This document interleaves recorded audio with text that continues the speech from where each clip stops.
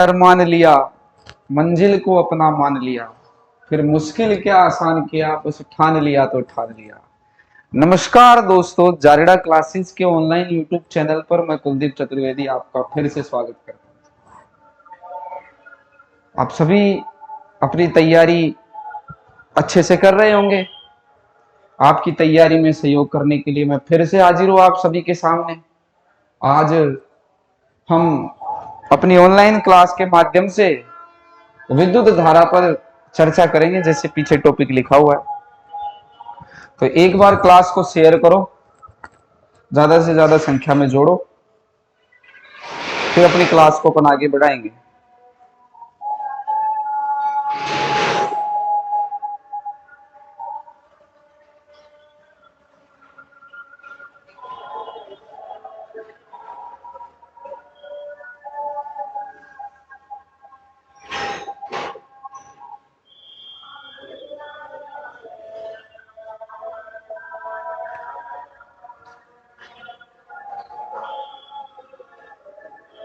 तो देखिए, विद्युत धारा पर हम चर्चा आगे बढ़ाते हैं। तो सबसे पहले विद्युत धारा के बारे में पढ़ने से पहले हम थोड़ी सी इससे संबंधित कुछ तथ्यों पर जानकारी हासिल कर लेते हैं। तो जब हम विद्युत धारा को पढ़ना चालू करते हैं तो सबसे पहले एक महत्वपूर्ण तथ्य के बारे में पढ़ते हैं, और वो तथ्य है आवेश। कौन? आवेश। आवेश के बारे में बात करते हैं। आवेश का मतलब है चार्ज। चार्ज चार्ज से आप क्या समझते हैं? चार्ज, चार्ज, आवेश। देखिए बच्चों, ध्यान रखिएगा कि पूरी विज्ञान में, संपूर्ण विज्ञान में तीन चीजें ऐसी है जिससे किसी भी कण की, किसी भी पदार्थ की पहचान होती है। पहली चीज है द्रव्यमान। कौन? द्रव्यमान, मास। अंग्रेजी में बोलते हैं मास, एम से दर्शाते। एक है आवेश। आवेश का मतलब चार्ज, इसे क्यू से दर्शाते। और एक है घूर्णन। घूर्णन मतलब स्पिन। ये तीन चीजें ऐसी है जिससे किसी भी कण की, किसी भी पदार्थ की पहचान होती है। अर्थात किसी भी कण या किसी भी पदार्थ की पहचान करने के लिए कि तीन चीजें होना जरूरी है। तो आवेश की एक तो विशेषता ये होगी कि आवेश किसी भी कण की, किसी भी पदार्थ की पहचान करने के काम आता है। और ऐसा गुणधर्म, क्या? ऐसा गुणधर्म जो किसी कण की, किसी पदार्थ की पहचान करने के काम आए।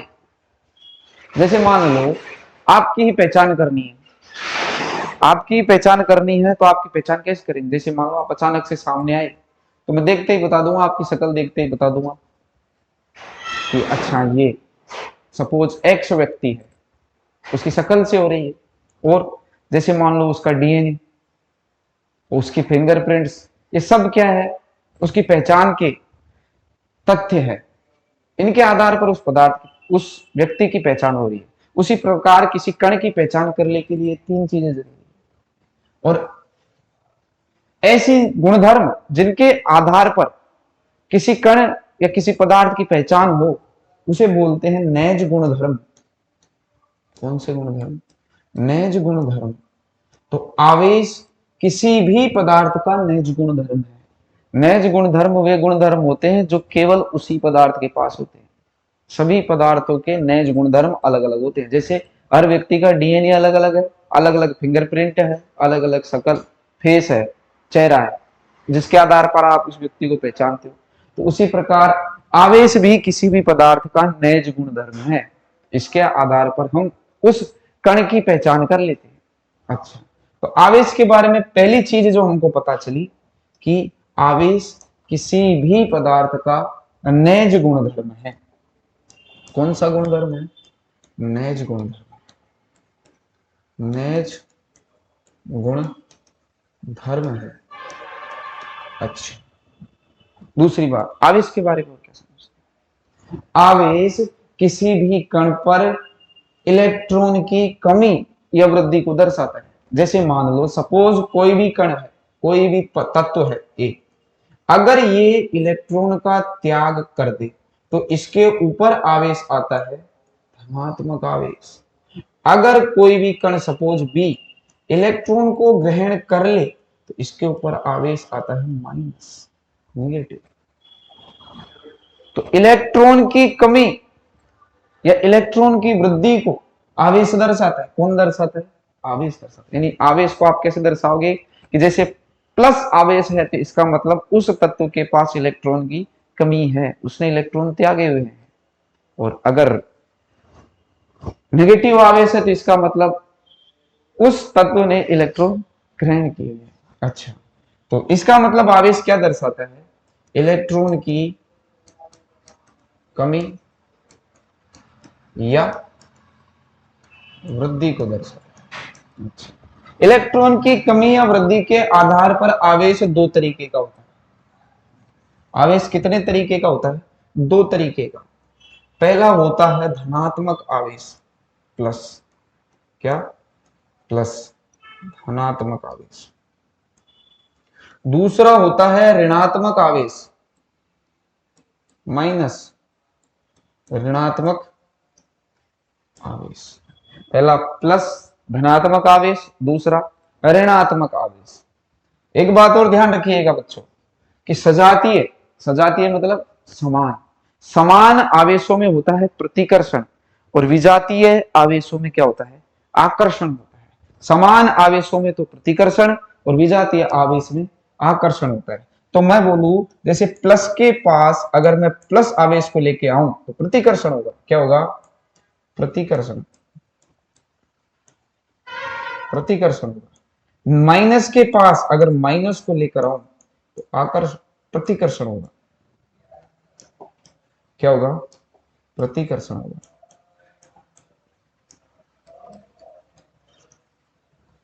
प्लस के पास यदि माइनस को लाऊं या माइनस के पास प्लस को लाऊं तो क्या होगा? आकर्षण होगा। इसका मतलब आप आवेश की प्रकृति को समझे कि समान आवेशों में प्रतिकर्षण और विपरीत आवेशों में आकर्षण। ये कुछ तो नॉर्मल सी बात है, पर मैंने एक बात लिखी कि नैज गुणधर्मों के आधार पर, नैज गुणधर्मों के आधार पर किसी भी कण की वो पहचान होती है और आवेश एक नैज गुणधर्म है। तो आवेश के द्वारा आप कैसे पहचानोगे? भाई अभी मैंने बताया कि आवेश तो दो ही प्रकार का होता है। जैसे मान लो तीन चार चीजें दे दी, ए बी सी डी, तीन अलग अलग कण दे दिए। ए, अब इसके ऊपर मान लो प्लस आवेश है, इसके ऊपर भी प्लस आवेश है, इसके ऊपर भी प्लस आवेश है, इसके ऊपर भी प्लस आवेश है। तो फिर इनमें अलग क्या हुआ? कहां हुई पहचान? कहां हुई पहचान? भाई सबके ऊपर ही प्लस है तो आप कैसे पहचानोगे? तो इसके लिए एक नई भौतिक राशि परिभाषित की जाती है, एक नई भौतिक राशि परिभाषित की जाती है, उसे बोलते हैं Q अपॉन M अनुपात। इसे बोलते हैं विशिष्ट आवेश। क्या? विशिष्ट आवेश, विशिष्ट आवेश। तो विशिष्ट आवेश एक नई भौतिक राशि है जिसके हिसाब से इन सबके अलग अलग द्रव्यमान होंगे, तो इनके अलग अलग आवेश में अलग अलग द्रव्यमानों का भाग देकर इनकी पहचान करेंगे। तो ये मत समझिएगा कि केवल ये प्लस प्लस प्लस है तो ऐसे अपन अंतर नहीं कर पाएंगे। अंतर करने के लिए नई भौतिक राशि को परिभाषित किया है, Q अपॉन M, विशिष्ट आवेश। अच्छा, एक बात और ध्यान रखिएगा कि आवेश निश्चर राशि है। कैसी राशि है? निश्चर राशि, निश्चर राशि। आवेश कैसी राशि है? निश्चर राशि। देखो दो शब्द लिखता हूं मैं आपके सामने, एक निश्चर और एक अचर। दोनों में क्या फर्क? अचर का मतलब होता है कांस्टेंट, कांस्टेंट।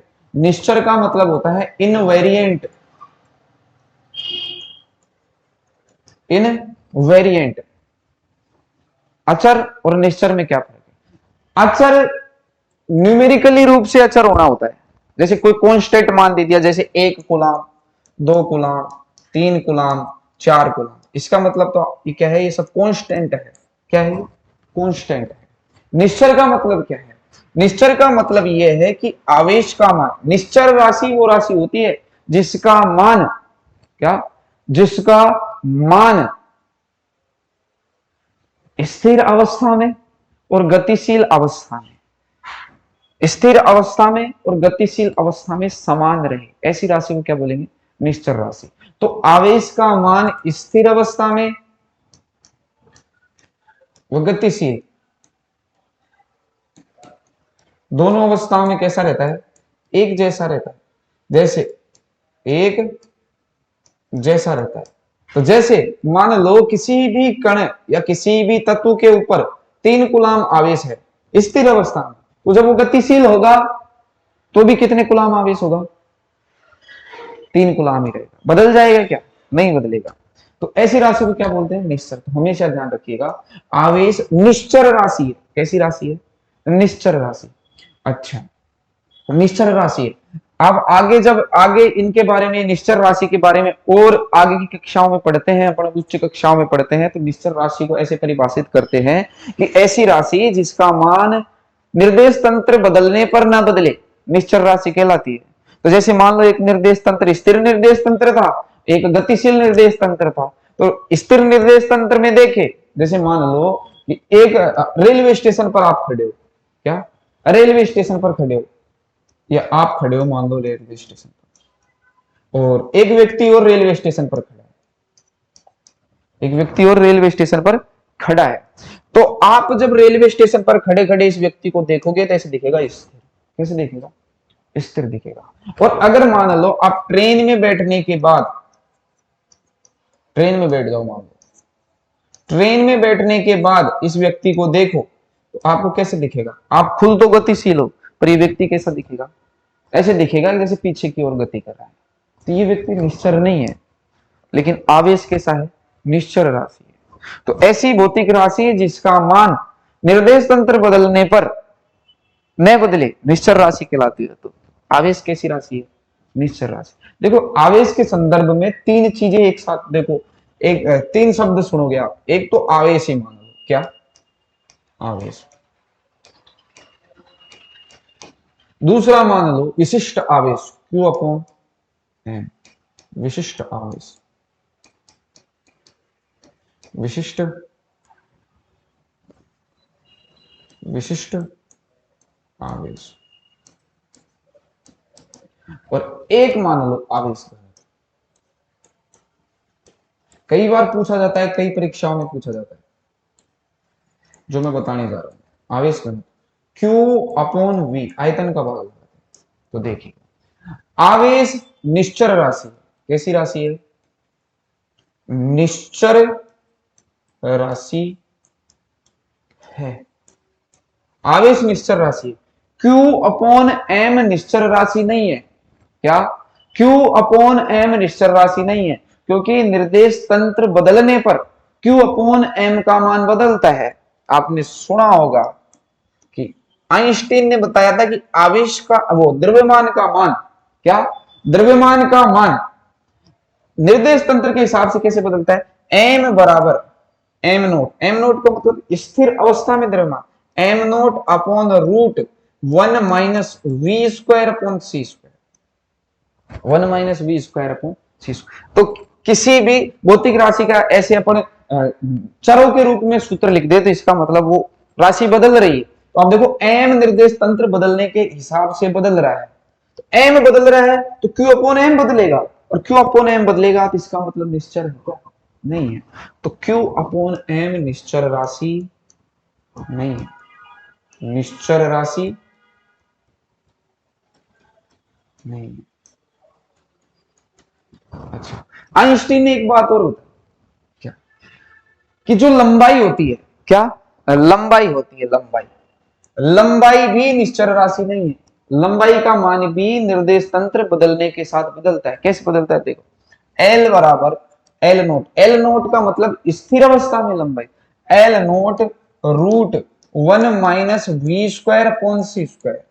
अरे इधर ये सी जो है ना, प्रकाश का वेग है, वी वह वेग है जिससे वो कण गति कर रहा है। जैसे मान लो कोई कण गति कर रहा है, उसका वेग v है, सी प्रकाश का वेग है। तो उस कण का द्रव्यमान कैसे बदलेगा निर्देश तंत्र बदलने के हिसाब से? ये स्थिर अवस्था के द्रव्यमान में इस नीचे वाले का भाग। तो लंबाई कैसे बदलेगी? L बराबर L root 1 minus V square upon C square, यानी v बदलने के साथ साथ L का मान बदल रहा है, निर्देश तंत्र बदलने के साथ साथ L का मान बदल रहा है। तो लंबाई निश्चर राशि नहीं है, नहीं है ना निश्चर राशि। तो देखो लंबाई, एक लंबाई ये ले ली, एक लंबाई ये ले ली और एक लंबाई, लंबाई चौड़ाई और ऊंचाई, तीन लंबाइयों को मिलाने पर क्या बनता है? आयतन बनता है। क्या बनता है? L into B into H, आयतन बनता है। तो देखो लंबाई तो बदल रही है निर्देश तंत्र बदलने के हिसाब से, तो आयतन बदलेगा। क्या बदलेगा? यानी एक विमा बदल रही है। तो देखो चौड़ाई भी एक लंबाई है तो दूरी, लंबाई भी एक दूरी है। L को समझो दूरी, क्या समझो? दूरी। तो देखो दूरी ऐसे बदल रही है निर्देश तंत्र के हिसाब से, तो लंबाई ले लो चाहे चौड़ाई ले लो चाहे ऊंचाई ले लो, तीनों है दूरियां ही। दो तीनों की मात्रक एक जैसे, ये मीटर मीटर मीटर, कोई अलग से थोड़ी मात्रक है, चौड़ाई का अलग मात्रक हो जाता है, ऊंचाई का अलग मात्रक हो जाता है, ऐसा होता है क्या? नहीं होता है। तो देखो तीनों दूरियां हैं, तीनों एक साथ बदलती है, तो इसका मतलब आयतन बदल रहा है, और आयतन बदल रहा है इसका मतलब आवेश घनत्व भी, आयतन बदल रहा है तो Q अपॉन V बदल रहा है, यानी आवेश घनत्व बदल रहा है। आवेश घनत्व भी निश्चर राशि, निश्चर राशि नहीं, निश्चर राशि नहीं है। तो ये ध्यान रखना, आवेश निश्चर राशि है, इसके अलावा जो परिभाषित किया है विशिष्ट आवेश निश्चर राशि नहीं है, आवेश घनत्व निश्चर राशि नहीं। तो अगली बात करते हैं, एक और बात ये कहते हैं कि आवेश के बारे में, एक आवेश संरक्षित राशि है, संरक्षित राशि एक नियम है, आवेश संरक्षण का नियम। अब संरक्षण के नियम बोलते ही सब समझने, जैसे ऊर्जा संरक्षण का नियम, ऊर्जा को न तो उत्पन्न किया जा सकता है जैसे न नष्ट किया जा सकता है, बस एक रूप से दूसरे रूप में परिवर्तित किया जाता है, उसी प्रकार आवेश संरक्षण का नियम है। तो आवेश को न तो उत्पन्न किया जा सकता है न नष्ट किया जा सकता है, बस स्थानांतरित किया जा सकता है। तो आवेश संरक्षित राशि है। कैसी राशि है? संरक्षित राशि। अगली बात, ये जो आवेश है स्थानांतरित राशि, यानी एक वस्तु से दूसरी वस्तु में स्थानांतरित कर सकते, स्थानांतरित राशि। और इसका अच्छा सा उदाहरण आप देखो, बचपन में आपने खूब प्रैक्टिकल किए, आप स्केल लेते थे, सिर में रगड़ते थे, सिर में रगड़ने के बाद वो कागज चिपकाते थे, तो क्या होता था? उस वस्तु पर क्या आ जाता था? आवेश आ जाता था, उसके इलेक्ट्रॉन निकल कर बालों में चल जाते थे, या ऐसा समझ लो बालों से इलेक्ट्रॉन निकल कर शीशे पर आ जाते थे, उससे उस पर क्या आवेश, एक वस्तु के इलेक्ट्रॉन दूसरे पे स्थानांतरित हो जाते थे, इस प्रकार आवेश स्थानांतरित हो जाता है। तो आवेश एक स्थानांतरित राशि है। अच्छा एक बात और जो सबसे महत्वपूर्ण बात है, आवेश क्वांटीकृत राशि है। कैसी राशि है? क्वांटीकृत राशि है। एक अच्छा सा उदाहरण देखिए आप क्वांटीकृत का। क्वांटीकृत है क्या? तरंगों के बारे में भी पढ़ते हैं क्वांटीकृत। क्वांटीकृत चीज क्या है? देखिए आप सोचो क्या होता है क्वांटीकृत? क्वांटीकृत होना क्या है? क्वांटीकृत होना क्या है? सोचो, देखिए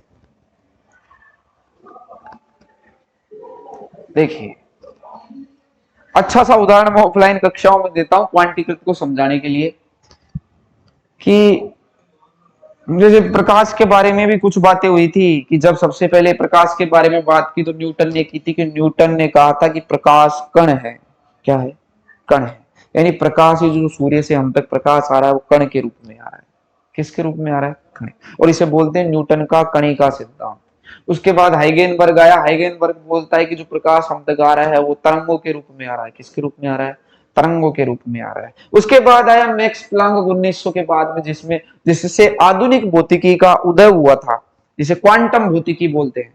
उसने कहा कि ये जो प्रकाश हम तक आ रहा है ये फोटोन के रूप में आ रहा है, क्वांटा के रूप में आ रहा है, और उस क्वांटा को बोलते हैं फोटोन।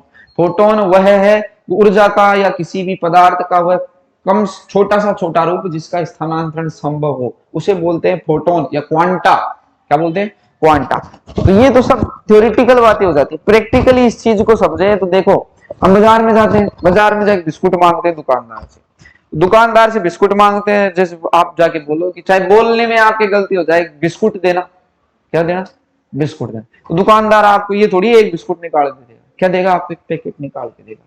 क्या निकाल के देगा, पैकेट निकाल के देगा। आपको दिया एक बिस्कुट का पैकेट, क्या दिया, पैकेट, और उस पैकेट में आप देखोगे तो बिस्कुटों की संख्या फिक्स है। क्या, बिस्कुटों की तो संख्या फिक्स है। जैसे प्रकाश के बारे में जब मैक्स प्लांक ने बताया था कि प्रकाश क्वांटा या फोटोन के रूप में आता है, तो एक फोटोन में तरंगों की संख्या फिक्स थी, और प्रत्येक तरंग की ऊर्जा कैसे, प्रत्येक फोटोन की ऊर्जा कितनी थी कि E बराबर एच म्यू। जैसे मान लो 12 बिस्कुट आते हैं एक पैकेट में, तो एक पैकेट में बिस्कुट की संख्या फिक्स है ना, आप फिक्स बता सकते हो। आप जैसे बिस्कुट का पैकेट आपके सामने आया, आप दिमाग लगा लो कि इसमें 12 बिस्कुट है।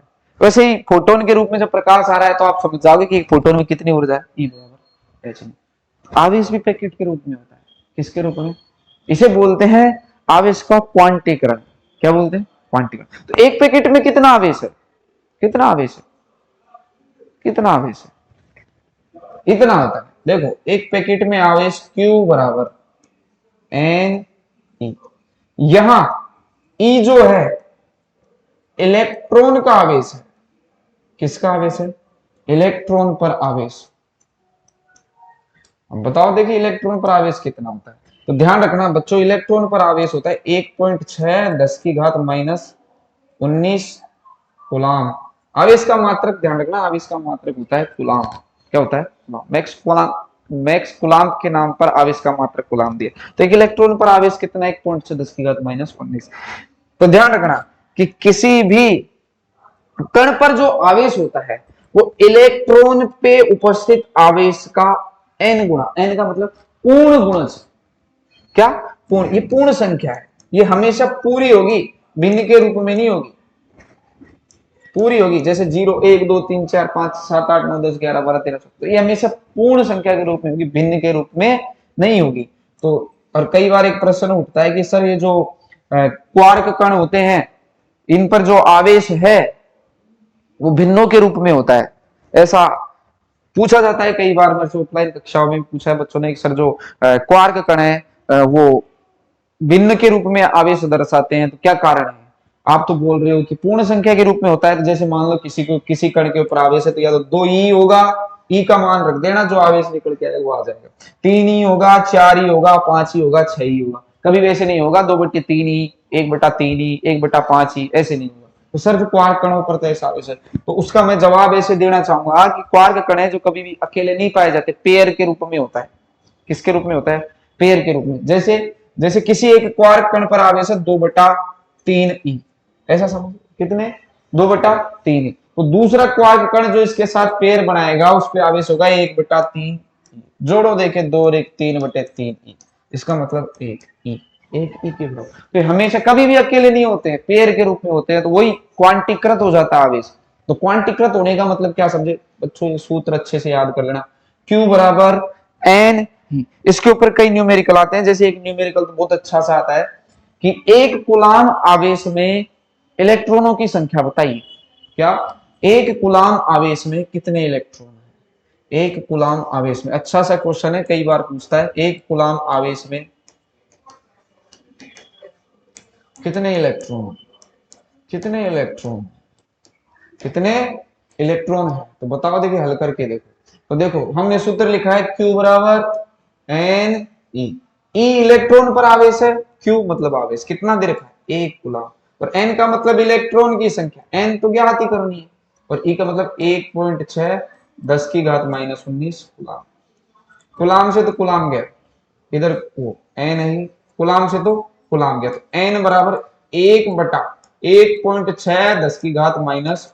इसको जब आप सर सोल्व करोगे तो 6.25 10 की घात 18 इलेक्ट्रॉन। ध्यान रखना है, ये तो मैंने सोल्व करवा के बता दिया, पर यह आपको थ्योरेटिकली भी ध्यान रखना है कि एक कूलाम आवेश में कितने इलेक्ट्रॉन होते हैं, 1.6 10 की घात -10 की घात +18 इलेक्ट्रॉन। तो न्यूमेरिकल कई बार पूछे, इसको याद रखना।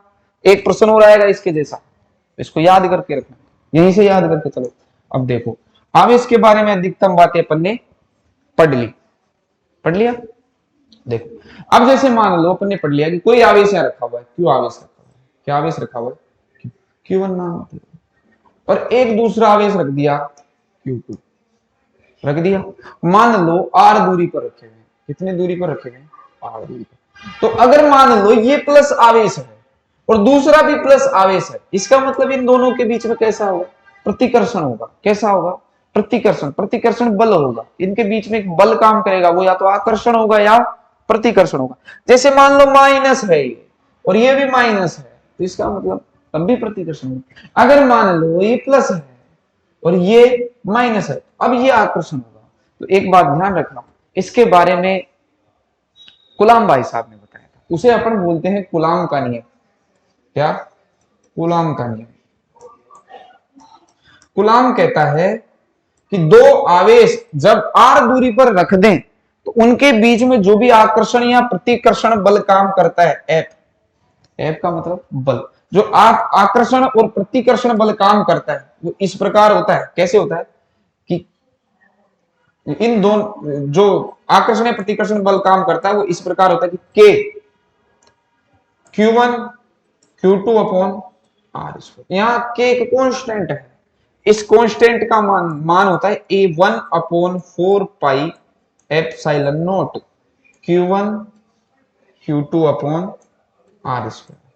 बस आपको इतना ध्यान रखना है कि जो दो आवेश रखे हुए हैं, सामान्य विज्ञान में इतना ही ध्यान रखें, दो आवेश रखे हुए हैं उनके बीच में आकर्षण और प्रतिकर्षण जो बल काम कर रहा है उसका मान कितना होता है? F बराबर के Q1 Q2 अपॉन R²। ये सूत्र भी आपको अच्छे से याद रखना है। सूत्र किसने दिया था? कूलाम ने। इसे कूलाम का नियम कहते हैं। आगे देखो एक बात और, जैसे मान लो कोई भी आवेश है, कोई भी आवेश है तो उसके चारों एक निश्चित रेंज में ही वो आकर्षण और जैसे मान लो एक आवेश है, आवेश रख दिया, कुछ भी क्यू आवेश रख दिया, तो इसके चारों एक निश्चित रेंज हो गई जिसमें अगर कोई दूसरा आवेश आएगा वो आकर्षणीय, जैसे मान लो इसके बाहर अगर कोई आवेश रखा है ना तो आकर्षणीय प्रतिकर्षण बल का अनुभव नहीं करेगा। तो इसके चारों ओर एक निश्चित क्षेत्र में ही ये कोई दूसरा आवेश आकर्षणीय प्रतिकर्षण, यानी इनका एक निश्चित इलाका होता है। क्या होता है? इलाका। इलाका मतलब क्षेत्र होता है। तो इसके चारों ओर का वह क्षेत्र जिसमें कोई भी दूसरा आवेश आकर्षण या प्रतिकर्षण बल का अनुभव करे उसे बोलते हैं विद्युत क्षेत्र। कौन सा क्षेत्र? विद्युत क्षेत्र। और इस विद्युत क्षेत्र की अपन जब दिशा दर्शाते हैं इसे बोलते हैं विद्युत क्षेत्र। और जब अपन इस विद्युत क्षेत्र की दिशा दर्शाते हैं तो जैसे मान लो प्लस आवेश हो, एक मान लो माइनस आवेश है, तो जब अपन इस विद्युत क्षेत्र की दिशा दर्शाएंगे तो इस प्लस आवेश से तो बाहर की ओर होती है। किधर होती है? बाहर की ओर। और माइनस आवेश से अंदर की ओर होती है। प्लस आवेश से बाहर की ओर और माइनस आवेश से अंदर की ओर। माइनस आवेश से अंदर की ओर। तो ये बच्चों ध्यान रखना है कि किसी आवेश के चारों ओर का वह क्षेत्र जिसमें कोई दूसरा आवेश आकर्षण या प्रतिकर्षण का अनुभव करे उसे कहते हैं विद्युत क्षेत्र। ये भी समझ गया गया। तो विद्युत क्षेत्र क्या है? कि आवेश के चारों ओर का क्षेत्र है जिसमें कोई दूसरा आवेश अगर आ जाए तो आकर्षण या प्रतिकर्षण का क्या करेगा? अनुभव करेगा। अच्छा, एक और नई चीज परिभाषित करते हैं अपन। देखो क्या परिभाषित करते हैं? विभव। क्या? विभव को परिभाषित करते। विभव। विभव क्या चीज है? विभव को अंग्रेजी में बोलते हैं पोटेंशियल। पोटेंशियल क्या चीज है? पोटेंशियल। पोटेंशियल क्या चीज है? तो देखो मैंने अभी थोड़ी देर पहले बताया कि कोई भी आवेश है, कोई भी आवेश है, क्यों है? आवेश है तो इसका मतलब इसके चारों ओर इसका विद्युत क्षेत्र है। क्या है? इसके चारों ओर विद्युत क्षेत्र है। तो अपन विभव को परिभाषित कैसे करते हैं? देखो ये कोई भी आवेश है। क्या है? आवेश। तो इसका विद्युत क्षेत्र है।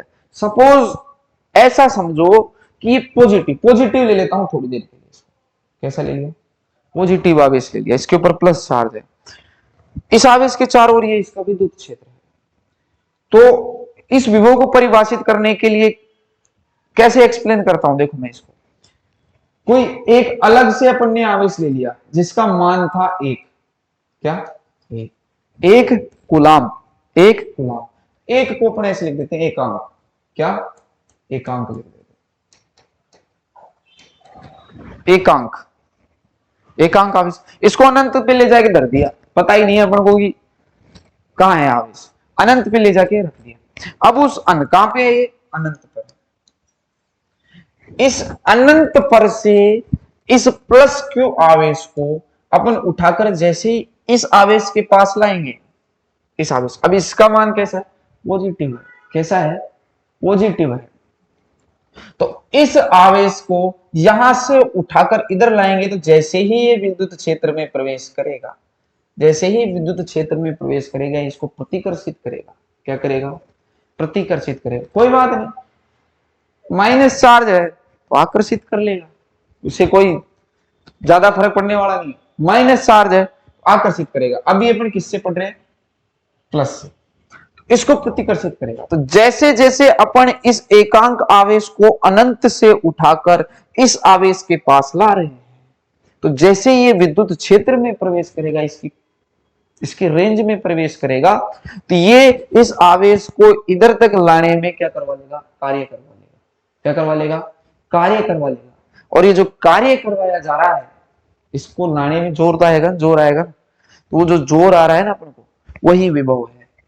तो इस एकांक आवेश को अनंत से उठाकर इस आवेश के विद्युत क्षेत्र में लाने पर विद्युत क्षेत्र के विरुद्ध जो काम करना पड़े, जो कार्य करना पड़े, उसे बोलते हैं विभव। इस विभव का फॉर्मूला होता है V बराबर W/Q। इस एकांक आवेश को उठाकर अनंत से विद्युत इस दूसरे जिस आवेश के बारे में अपन विभव को परिभाषित कर रहे हैं, उस आवेश के क्षेत्र में लाने पर, इस आवेश को लाने में जो कार्य करवाएंगे इस विद्युत क्षेत्र के विरुद्ध, वही क्या है, विभव है, क्या है, विभव है। तो अब ये डिपेंड इसके ऊपर करता है, इस आवेश के ऊपर करता है कि उस आवेश को इधर आने पर ये कितना काम इससे करवाता है, इस आवेश के ऊपर। इसलिए इसका विभव है ये, इसका विभव, यानी एकांक आवेश को ला रहे हैं उठाकर, तो इसका विभव परिभाषित ये करवाएगा, इससे ये कितना कार्य करवा रहा है, ये इधर इसके इलाके में आ रहा है, जिसके इलाके में आने पर ये कितना काम करवा रहा है, इससे विभव है। समझे, देखो कार्य का मात्रक जूल, आवेश का मात्रक कूलाम, तो विभव का मात्रक जूल प्रति कूलाम, और इसे एक और नाम देते हैं वोल्ट। क्या नाम देते हैं, वोल्ट। क्या नाम देते हैं, वोल्ट नाम देते हैं। क्या नाम देते हैं, वोल्ट नाम देते हैं। तो विभव का मात्रक वोल्ट, विभव समझ में आया। जैसे मान लो अब तुम्हारे आ रहा है कि माइनस आवेश, माइनस आवेश इसको आकर्षित करवाएगा, पर काम तो करना पड़ेगा, विस्थापन पैदा हो रहा है तो काम तो करवाएगा नहीं विद्युत क्षेत्र में। तो विद्युत क्षेत्र में जो कार्य करवाया जा रहा है वही तो क्या है, विभव। आगे देखो बच्चों, प्रकृति का एक नियम है, क्या नियम है, कि जहां किसी चीज की अति हो जाती है ना, तो प्रकृति क्या करती है, उस ज्यादा से कम लोगों को वो चीज स्थानांतरित कर देती है। जैसे जैसे हवाएं किधर चलती है, उच्च वायु दाब से निम्न वायु दाब की, पता है, जानते हो सब कि पदार्थ किधर जाता है, अपनी उच्च मात्रा से निम्न मात्रा। ये प्राकृतिक नियम है ऐसा कि पदार्थ अपनी उच्च मात्रा से निम्न मात्रा की ओर। तो इसके अच्छे अच्छे से उदाहरण देखो, हवाएं किधर चलती है, उच्च वायु दाब से निम्न वायु दाब की ओर। और देखे तो पदार्थ किधर जाता है, अपनी उच्च सांद्रता से निम्न सांद्रता की ओर जाता है। किधर जाता है, उच्च सांद्रता से निम्न सांद्रता की ओर जाता है। तो एक बात और सुन, क्या कि जो विद्युत धारा छोड़ो, तो आवेश का प्रवाह किधर होगा, आवेश का प्रवाह किधर होगा, तो आवेश का प्रवाह होने के लिए एक चीज होना जरूरी है। जैसे मान लो इधर दाब ज्यादा था, इधर दाब कम था, इस दाब की तुलना में ये दाब कम है, तो दाब का अंतर है दोनों के बीच में, दोनों स्थानों के बीच में दाब का अंतर। जैसे पदार्थ एक जगह ज्यादा है, एक जगह कम है, तो पदार्थ की मात्रा में अंतर है, तो कोई ऐसी चीज तो होगी ना जिसका अंतर होगा, जिसकी वजह से आवेश गति करेगा। आवेश की गति करने के लिए कुछ ऐसी चीज होगी, कोई ऐसी भौतिक राशि होगी जिसमें अंतर होगा, जिसकी वजह से आवेश गति करेगा, वो है ऊर्जा स्तर। क्या है? ऊर्जा स्तर। तो दो आवेश अगर अपन रख दे, जैसे मान लो एक जगह इधर आवेश है, ये इसको नाम दे दिया ए बिंदु, ए बी बिंदु, तो इन दोनों बिंदुओं के बीच में ऊर्जा स्तर का अंतर होगा। इसकी ऊर्जा मान लो ज्यादा है, इसकी ऊर्जा कम है। इस चीज में कंफ्यूज नहीं होइएगा कि कार्य ऊर्जा दोनों के मात्रक सेम है, एक जैसी चीजें हैं, एक दूसरे में रूपांतरित होती है। कार्य ऊर्जा में रूपांतरित हो जाता है, ऊर्जा कार्य में रूपांतरित हो जाती है। तो कार्य ऊर्जा में ज्यादा कंफ्यूज नहीं होएगा। तो देखो इन दोनों की ऊर्जा स्तर में कोई अंतर तो होगा ना, जिसकी वजह से ये आवेश गति करेगा, है वो ऊर्जा स्तर है। अब इधर अपन ने एक भौतिक राशि परिभाषित की है जिसमें कार्य दे रखा है, कार्य ही ऊर्जा है।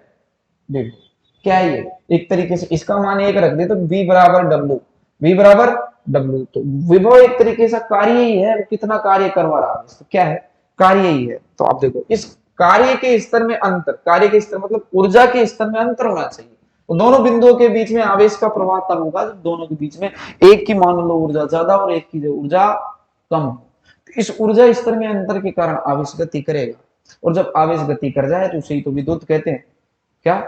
उसे ही तो विद्युत कहते हैं। तो विद्युत का प्रवाह करवाना है, तो विद्युत का प्रवाह कब होगा? जब इस ऊर्जा स्तर, दोनों बिंदुओं के बीच में ऊर्जा स्तर में अंतर हो। और ऊर्जा को नाम अपन ने क्या दे रखा है? विभव नाम दे रखा है। क्या? विभव नाम दे रखा है। मान लो इसके पास जो ऊर्जा स्तर था VB था, इसके पास जो ऊर्जा स्तर था VA था। ऊर्जा स्तर मतलब विभव, कार्य एक ही बात है, एक ही बात है, मात्रक एक जैसा ही है। जूल, कार्य का मात्रक भी जूल, ऊर्जा का मात्रक भी जूल, एक जैसा ही है। तो देखो इसकी ऊर्जा मान लो ज्यादा है, इसकी ऊर्जा कम है, तो दोनों के बीच में ऊर्जा स्तर में अंतर होना चाहिए, जब जाके आवेश गति करेगा।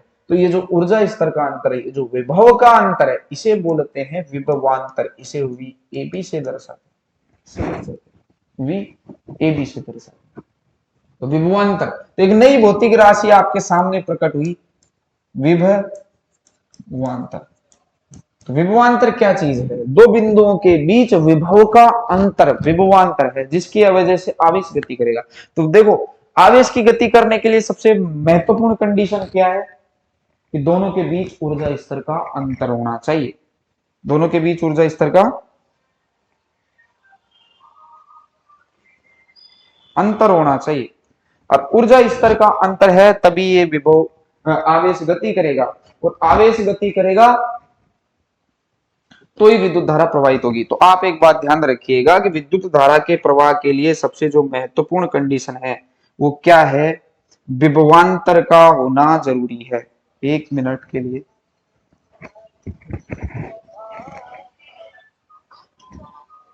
विभवांतर का होना जरूरी है। तो एक बात ध्यान रखिएगा, आवेश के प्रवाह के लिए क्या जरूरी है? विभवांतर जरूरी है। तो ये बात ध्यान रखना। और ये जो आज अपने पढ़ाई इसका एक बार रिवीजन कर लेते हैं, और कल इस बात पे, इस टॉपिक पे आगे बात करेंगे। तो देखो आवेश क्या है? नैज गुणधर्म है, कण की पहचान होती है। किसी वस्तु के पास जो आवेश हो केवल उसी के पास है। इसके लिए अपन ने एक नई भौतिक राशि परिभाषित की थी, Q/m, विशिष्ट आवेश। कौन सा आवेश? विशिष्ट आवेश। फिर देखो इलेक्ट्रॉन की कमी वृद्धि को दर्शाता आवेश। इलेक्ट्रॉन की कमी है तो धनात्मक और वृद्धि है तो ऋणात्मक। समान आवेशों में प्रतिकर्षण होता है, विपरीत आवेशों में आकर्षण होता है। आगे देखिए Q/m परिभाषित किया था। आगे निश्चर राशि है आवेश। आवेश एक निश्चर राशि यानी स्थिर अवस्था का आवेश और गतिशील अवस्था का आवेश एक जैसा होता है। तीसरी बात, आवेश निश्चर राशि है, विशिष्ट आवेश निश्चर राशि नहीं है, और आवेश घनत्व निश्चर राशि नहीं है, क्योंकि ये द्रव्यमान का मान निर्देश तंत्र बदलने के साथ साथ बदल जाता है। m बराबर m0/√1 - v²/c²। दूरी का मान भी निर्देश तंत्र बदलने के साथ बदल जाता है। L बराबर L0√1 - v²/c²। आगे देखो आवेश संरक्षित राशि है, यानी आवेश को न तो पैदा कर सकते हैं ना नष्ट कर सकते हैं, बस स्थानांतरित कर सकते हैं। आवेश एक क्वांटीकृत राशि यानी क्वांटा या पैकेट के रूप में, और एक पैकेट पे आवेश कितना होता है? Q बराबर n। n पूर्ण संख्या, ध्यान रखना, कभी भी भिन्न के रूप में नहीं होगी, कभी पॉइंटों में नहीं होगी। पूर्ण संख्या 0 1 2 3 4 5 6 7 8 पूरी संख्या, संख्या पूरी होगी, भिन्न नहीं होगी। ये मैंने बताया था। एक कूलाम आवेश में कितने इलेक्ट्रॉन होते हैं? 6.25 10 की घात 18। और किसी आवेश के चारों ओर का क्षेत्र जिसमें आकर्षण या प्रतिकर्षण बल का अनुभव हो विद्युत क्षेत्र होता है। धनात्मक आवेश में विद्युत क्षेत्र बाहर की ओर होता है, ऋणात्मक आवेश में अंदर की ओर। जैसे मान लो कुछ दूरी पर दो आवेश रख दे, ये पॉजिटिव आवेश रख दिया, ये माइनस नेगेटिव, इसको अगर मान लो डी दूरी पर रख दे तो ये बन जाता है द्विध्रुव। ऐसा ध्रुव जिसमें दो ध्रुव हो, ऐसा ध्रुव जिसमें दो ध्रुव हो।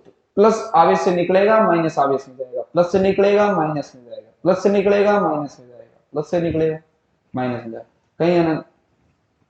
कहीं अनंत से आ रहा था, माइनस में प्रवेश करेगा, प्लस से निकला, माइनस में गया, प्लस से निकला, माइनस। कहीं बाहर से आ रहा, ऐसा प्रतीत होगा, इधर से निकलता हुआ प्रतीत होगा। द्विध्रुव में विद्युत क्षेत्र की दिशा ऐसे होती है।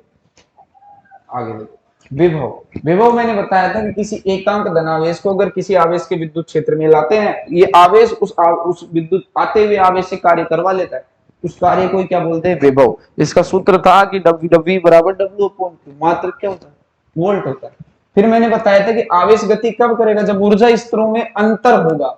ऊर्जा, मान लो इसकी VB विभव था, इसका VA था, तो इस विभव में जो अंतर है इसके बोलेंगे विभवांतर। तो आवेश की गति करने के लिए क्या जरूरी है? विभवांतर जरूरी है। तो यहां तक का आप याद रखिएगा। कल अपन इससे आगे बात करेंगे, मैं आपसे पूछूंगा कि विद्युत धारा के प्रवाह के लिए क्या जरूरी है? विभवांतर जरूरी है। विभवांतर जरूरी है। एक बात कर लेते हैं, चलो जाते जाते। आप देखते होंगे कि लाइट का तार है, लाइट जा रही है, आप देखते होंगे कि उसके ऊपर एक चिड़िया बैठी है। तो आप सोचते होंगे कि चिड़िया करंट नहीं आ रहा क्या, और अपन जाके उसको लटक जाए, अपने करंट नहीं आता। लेकिन अगर पृथ्वी के टच हो जाते तो करंट आ जाता है। ऐसा क्यों? लगाओ दिमाग। मैंने बताया कि विद्युत धारा के प्रवाह के लिए, करंट आने के लिए तो क्या जरूरी है? विभवांतर जरूरी। जब तक चिड़िया ऊपर बैठी हुई है, वो केवल एक, मान लो इस तार में जो वोल्ट तार है, आप ध्यान रखना घरों में अपने जो वोल्ट आती है उसका मान है 220 वोल्ट। कितना? 220 वोल्ट। ध्यान रखना, इसकी आवृत्ति होती है 50 हर्ट्ज। कितनी आवृत्ति? 50 हर्ट्ज। अब आवृत्ति का मतलब समझे क्या? जो लाइट अपने पास आ रही है, जो तरंग के रूप में लाइट आ रही है, साइन की फॉर्म में आती है, वो 1 सेकंड में 50 बार जीरो होती है। मतलब जब होती है वो 50 बार जीरो होती है। तो ये ध्यान रखना। तो आप बताओ कि भाई अपन जो चिड़िया बैठी उसके तो करंट नहीं आ रहा, अपनी करंट आ रहा है। ऐसा क्यों? क्या कारण है? तो ये चिड़िया बैठी है, यहाँ पे मान लो कोई चिड़िया एक्स चिड़िया बैठी है, तो ये 220 वोल्ट पर ही है, विभवांतर नहीं है, विभव है। इस तार में जो जा रहा है वो विभव है, तो विभव पर है, विभवांतर नहीं है। नीचे मान लो पृथ्वी है, तो आप ध्यान रखना जो पृथ्वी है ना, वो शून्य विभव का गोला है, शून्य विभव का गोला है। तो जैसे ही अपन आदमी ने इसको एक हाथ से इधर से पकड़ लिया और नीचे से इसके टच हो गया, तो इधर तो जीरो विभव है, इधर 220 वोल्ट है, तो विभवांतर पैदा हुआ कि नहीं हुआ? तो विद्युत धारा के प्रवाह के लिए क्या जरूरी? विभवांतर जरूरी। तो जैसे ही पृथ्वी के टच होएगा तो पृथ्वी और तार की तुलना में विभव में अंतर आ जाएगा, जिसकी वजह से क्या होता है? करंट आ जाता है। अब आगे बात अपन करेंगे कल। धन्यवाद।